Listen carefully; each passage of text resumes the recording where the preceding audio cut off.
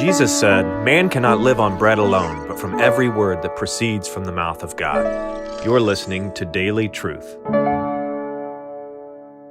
Some of the people that will be in hell in the final analysis will be people that surprise us. The disciples were surprised by Judas and his betrayal. It seems as though Paul was surprised by Demas. We will be surprised by some who ultimately turn out to be apostate. So these are real warnings. These are not merely hypothetical sayings. It's not just hyperbole. These are real scenarios that the Christian must be diligent to avoid. But that's not the final word that's given in these kinds of texts. The final word that is given is, "But of you we are sure of better things, things belonging to salvation."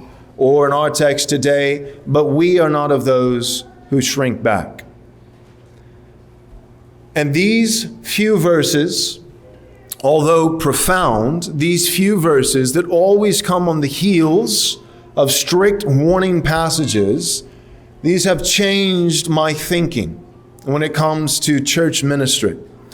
These have changed and drastically shaped and influenced my theology when it comes to the pulpit and preaching.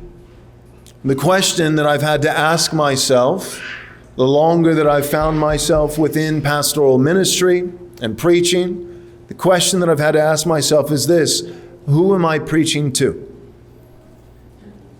At the end of the day, am I preaching to pagans or am I preaching to the people of God? And I believe firmly and confidently that the answer is the latter, that I am preaching to the people of God. And that yes, we should preach everything that the Bible contains, which includes severe warnings. But we should preach those warnings as the Bible includes them, which is also not merely a severe warning, but a severe warning followed by a powerful assurance. We are not of those who shrink back and are destroyed. You, Covenant Bible Church, are not of those who shrink back and are destroyed, but you are of those who persevere. And you are among those who will receive the crown of life. Can I promise that with a 100% guarantee that not one person under my preaching ministry, as long as I might live, that not one person would ever turn out in the end to be apostate? No. But that's the general rule. That's the general principle. Children, obey your parents, for this is good and pleasing in God's sight, that it may go well with you, that you might live a long life in the land that you're inheriting. Are there children at the age of 4 or 5 who drown in a pool in someone's backyard? Children of Christian parents? Children that were growing in obedience as their parents disciplined them faithfully? Yeah, that happens. But that's not the norm. See, that's precisely the problem in our society. The problem in our society, the reason for such extreme degeneracy, is because what we've done in the name of equity, in the name of inclusion, ultimately, if we're being honest, in the name of Marxism, because that's what it really is that we have brought down the bar to the lowest common denominator. And we've said that unless a principle, unless a policy, unless a binary, unless a system, unless a pattern fits every single human being, 8.2 billion, then we should throw it out. And the most minute and rare exceptions should be the normative pattern for all of society. And what we end up with is lawlessness. Are there exceptions to general principles found within Scripture? Yes.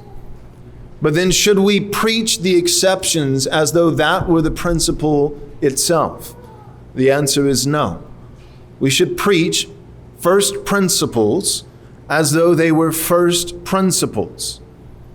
For the people of God, you are not among those who shrink back and are destroyed. When preaching to the church, which is precisely what I'm doing now, of you I am sure of better things, things belonging to salvation.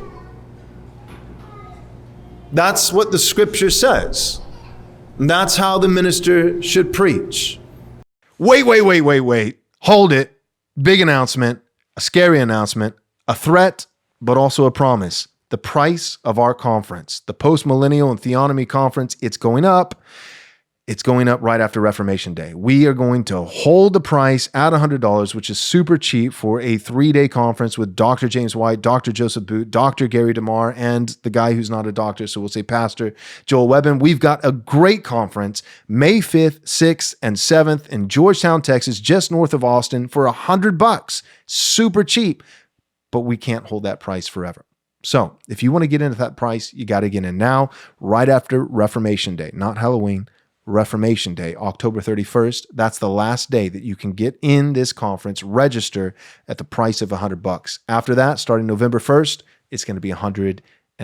So go to rightresponseconference.com, rightresponseconference.com, and register today. Thanks.